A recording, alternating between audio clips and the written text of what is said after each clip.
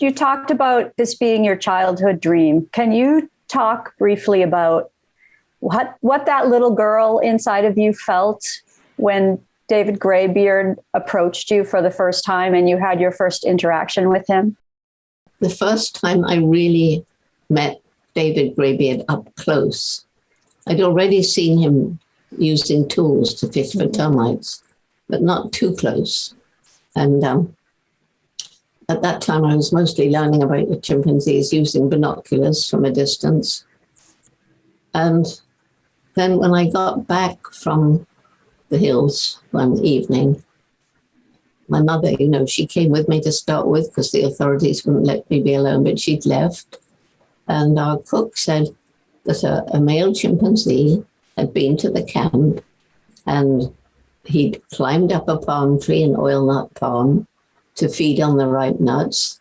And on his way down, he'd spied some bananas, which he'd put out for my supper, and taken them. So I thought this was very exciting. And I asked him to leave out bananas every day. As long as the tree was fruiting, David came, ate palm nuts, and took away bananas. So it was, I would say, about 6 months after that, when he'd now begun to let me follow him through the forest, instead of just sitting and watching and letting him go his way. And I thought I'd lost him. And when I got through this tangled thicket of thorny vegetation, David was sitting on the ground and he was looking back. I mean, it honestly looked as though he was waiting for me. I don't know. But anyway, I went and sat near him, and lying on the ground between us was a ripe red palm nut, which chimps love. So I held it out to him on my hand. He turned his face away. So I put my hand closer.